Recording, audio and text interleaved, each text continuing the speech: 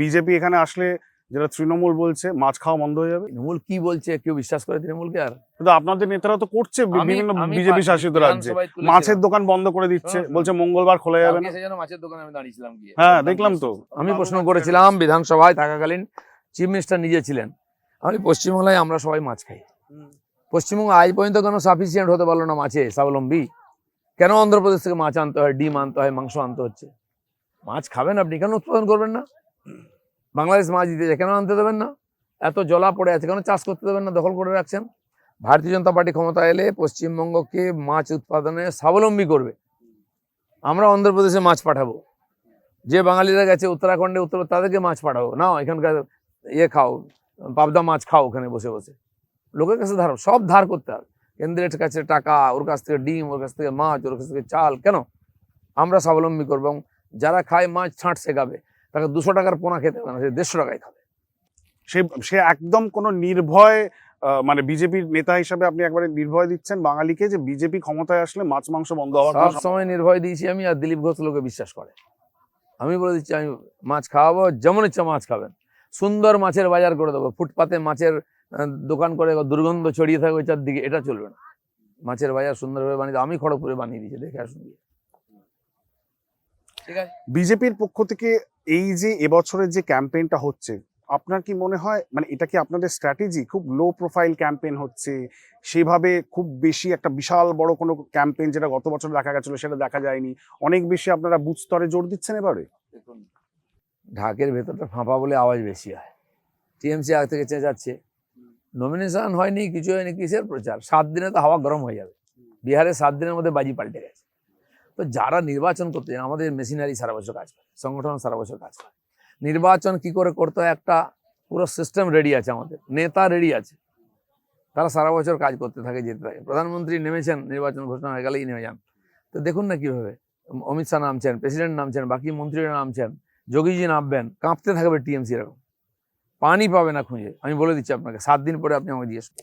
কিন্তু যেটা বেশিরভাগ সময় আমরা দেখেছি যে এই যে দিল্লি থেকে যে নেতাগুলো আসছে, তৃণমূল তো বড় বহিরাগত, সেটা নয়, ছেড়েই দিন, কিন্তু তারা যে ইউসুফ পাঠান বহিরাগত হয় না, শত্রুঘ্ন সিনহা বহিরাগত হয় না, কোন ননসেন্স আছে এরা বলে? বাঙালির ঘিলু কি শুকিয়ে গেছে নাকি ওদের কথা বিশ্বাস করবে? প্রধানমন্ত্রী এলে বহিরাগত? একদম, এটা আপনাদের রেটরিক। কিন্তু আমার প্রশ্ন হচ্ছে, যখন একটা যোগী আদিত্যনাথ আসেন, তিনি যেভাবে ভাষণ দেন বা যে ভাষায় ভাষণ দেন, সেটা কি রিলেট করতে পারে বাংলার অডিয়েন্স? নাহলে 77 সিট জিতলো গেলে। এটা করতে পারে বলেই আজকে মমতা ব্যানার্জিকে আটকাতে হয়েছে। পুরুলিয়ায় ভাষণ দেবেন, তাকে হেলিকপ্টার নামতে তিনি ঝাড়খণ্ড থেকে গাড়ি করে এলেন। সেদিন আলিপুরদুয়ারে সভা ছিল, ইসলামপুরেতে আমি গেছিলাম, আমাদের নতুন সভাপতি মাননীয় নীতিন নবীন এসেছিলেন, তাকে হেলিকপ্টার নামতে দেওয়া না, পাশে বিহার থেকে নেমে 20 কিলোমিটার গাড়িতে এলেন। তো রিলেট না করলে আটকাচ্ছে কেন? আর জেনে রাখুন, যদি যোগীজি যখন নামবেন, 1 লাখ লোক তাকে জয় শ্রীরাম বলে স্বাগত জানাবে। বিজেপি বাংলার লোক জয় শ্রীরাম বলে না, দিলীপ ঘোষ জয় শ্রীরাম শিখিয়েছে, জয় শ্রীরাম বলেই ভোট মারবে এবারে। আর বলেছিলেন 1 সেকেন্ডে 12টা বাজিয়ে দেবে, 1 সেকেন্ডে এবারে পাবলিক টিএমসি 12টা বাজাবে, দেখবেন। দিলীপ দা, একটা ক্রিটিসিজম বিজেপির বিরুদ্ধে বারবার উঠে আসে, সেটা হচ্ছে নেতৃত্বের অভাব। তো এই নির্বাচনটা আপনারা 2019-এর নির্বাচন, 2024-এর নির্বাচন লড়েছেন মোদিজির ফেস নিয়ে, কিন্তু 2026-এর নেতৃত্ব মানে কি? জেল খাটা নেতা নাকি? কুণাল ঘোষ, তাপস পাল, পার্থবাবু খুব পপুলার হয়ে গেছেন। কেন? চুরি করে জেলে গেছেন। হ্যাঁ, বিজেপিতে জেল খাটা নেতা কম আছে, সেখানে তারা নেতা নয়। বাংলায় জেল না খাটলে, গায়ে কাদা না লাগলে, গু না লাগলে সে নেতাই হবে না। দিলীপ ঘোষের গায়ে কাদা লাগেনি, দিলীপ ঘোষ নেতা নয়। ওয়াশিং মেশিন বলা হচ্ছে যে তৃণমূল থেকে বিজেপিতে গেলেই সাফ হয়ে যায়, তখন আর চার্জগুলো থাকে না, কারাপশন। বাংলায় বিজেপিতে এলে আর অভ্যেস পাল্টে যায় মানুষের, এটা ঠিক। কিন্তু মুখ্যমন্ত্রী ফেস কে? দিলীপ ঘোষ কি মুখ্যমন্ত্রী? আপনি যদি মনে করেন, আমার আপত্তি নেই। আমাকে বলে প্রেসিডেন্ট হওয়া, এমএলএ হওয়া, এমপি হওয়া, না বলেছি নাকি? হয়েছি, পার্টি বলেছে বলে, পার্টি বলেছে ভোটে দাঁড়িয়েছি। এবার যদি মুখ্যমন্ত্রী হতে বলে, জিতলে? না বলবো কেন? খারাপ জিনিস নাকি? বিজেপি বলুক একবার। বিজেপি বলছে ইলেকশন লড়ো, আমি লাগিয়ে দিচ্ছি ইলেকশন। আমার মেজরিটি দিয়ে পার্টিকে নিয়ে আসা, বাকি পার্টিতে কে মুখ্যমন্ত্রী হবে, কি হবে, পার্টির লোক আছে, এমএলএরা আসবেন, তারা ঠিক করবেন। এটা ঠিক, কেউ না কেউ তো বাংলার থেকেই হবে। আমার থেকে বাইরের থেকে এমএলএ এমপি আনতে হয় না, বাংলার লোকই নেতৃত্ব করবে এবং বাংলাকে সোনার বাংলা বানাবে। দিলীপ দা, ভবানীপুরের দিকে সবার নজর। শুভেন্দু দা এবার নন্দীগ্রামেও লড়ছেন, ভবানীপুরেও লড়ছেন। এই দুটো সিটে লড়ছেন বলে তৃণমূলের পক্ষ থেকে বলা হচ্ছে যে কনফিডেন্স নেই। আপনার কনফিডেন্স রয়েছে? আমরা যদি নন্দীগ্রামে একবার মুখ্যমন্ত্রীকে হারাতে পারি, আর ভবানীপুরেও হারাতে পারবো, ওটা তো ফিক্সড ডিপোজিট আছেই। একবার ঢুকে পড়েছে ঘরের গুহার মধ্যে একদম অ্যাটাক করে, উনি এখন পাড়ায় পাড়ায় ঘুরছেন ভোট দিন বলে। এখন আর ওই দিয়ে হচ্ছে না, সমস্ত জায়গায় সভা করতে হচ্ছে ওনাকে। কেন? খুব প্যাঁচে পড়ে গেছে। আমরা চাই হোক লড়াইটা, বাড়িতে ঢুকে মারা উচিত। অভিষেক বন্দ্যোপাধ্যায় আর মমতা বন্দ্যোপাধ্যায় এই মুহূর্তে তৃণমূল কংগ্রেসে দেখা যাচ্ছে ফার্স্ট অ্যান্ড সেকেন্ড তারাই সবচেয়ে বেশি ক্যাম্পেইন করে বেড়াচ্ছেন, কিন্তু যেই অভিষেক বন্দ্যোপাধ্যায়ের বিরুদ্ধে আপনারা এত ক্যাম্পেইন করলেন এবং চুরির অভিযোগ লাগালেন, তাকে তো আপনার গ্রেপ্তার করার সাহস দেখাতে হবে। অভিষেকের ছেলেও চলে আসবে, নেতা হয়ে যাবে। কারণ ওই কালীঘাট থেকেই নেতা বেরোয়, আর কোথাও বেরোয় না। সব এক জায়গা থেকে বেরোলে ওখান থেকে নেতা, আর বাকি সব ওই পোস্ট আর ল্যাম্প পোস্টের ব্যাপার। আমাদের তো মাঠে ঘাটে নেতা তৈরি। দিলীপপুর জঙ্গলমহল থেকে এসছে, শুভেন্দু অধিকারী এসছে গাঁথির সমুদ্রের ধার থেকে। উত্তর দক্ষিণ বাংলা সব জায়গায় নেতা আছে।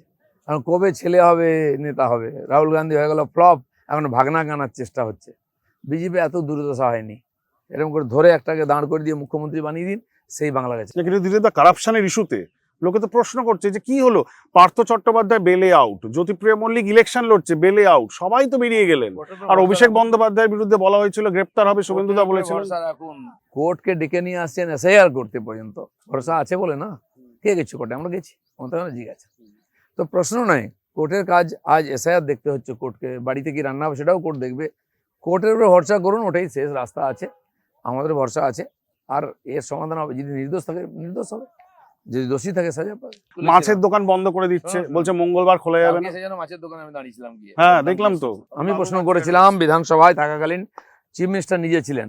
আমি পশ্চিমবাংলায় আমরা সবাই মাছ খাই। পশ্চিমবঙ্গ আজ পর্যন্ত কেন সাফিসিয়েন্ট হতে পারলো না মাছে স্বাবলম্বী? কেন অন্ধ্রপ্রদেশ থেকে মাছ আনতে হয়, ডিম আনতে হয়, মাংস আনতে হচ্ছে? মাছ খাবেন আপনি, কেন উৎপাদন করবেন না? বাংলাদেশ মাছ দিতে যায়, কেন আনতে দেবেন না? এত জলা পড়ে আছে, কেন চাষ করতে দেবেন না? দখল করে রাখছেন। ভারতীয় জনতা পার্টি ক্ষমতা এলে পশ্চিমবঙ্গকে মাছ উৎপাদনে স্বাবলম্বী করবে। আমরা অন্ধ্রপ্রদেশে মাছ পাঠাবো, যে বাঙালিরা গেছে উত্তরাখণ্ডে তাদেরকে মাছ পাঠাবো। না এখানকার খাও, পাবদা মাছ খাও ওখানে বসে বসে। লোকের কাছে সব ধার করতে হবে। কেন্দ্রের কাছে টাকা, ওর কাছ থেকে ডিম, ওর কাছ থেকে মাছ, ওর কাছ থেকে চাল। কেন? আমরা স্বাবলম্বী করবো। এবং যারা খায় মাছ ছাঁট শেখাবে, তাকে 200 টাকার পোনা খেতে হবে না, সে 150 টাকায় খাবে। সে একদম কোনো নির্ভয়, মানে বিজেপির নেতা হিসাবে আপনি একবারে নির্ভয় দিচ্ছেন বাঙালিকে যে বিজেপি ক্ষমতায় আসলে মাছ মাংস বন্ধ হওয়ার সব সময় নির্ভয় দিয়েছি আমি। আর দিলীপ ঘোষ লোকে বিশ্বাস করে।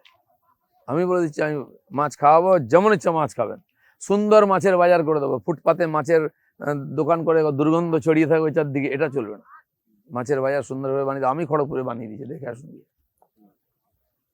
ঠিক আছে। বিজেপির পক্ষ থেকে এই যে এবছরের যে ক্যাম্পেইনটা হচ্ছে, আপনার কি মনে হয় মানে এটা কি আপনাদের স্ট্র্যাটেজি? খুব লো প্রোফাইল ক্যাম্পেইন হচ্ছে, সেভাবে খুব বেশি একটা বিশাল বড় কোনো ক্যাম্পেইন যেটা গত বছর দেখা গেছিল সেটা দেখা যায়নি, অনেক বেশি আপনারা বুথ স্তরে জোর দিচ্ছেন এবারে?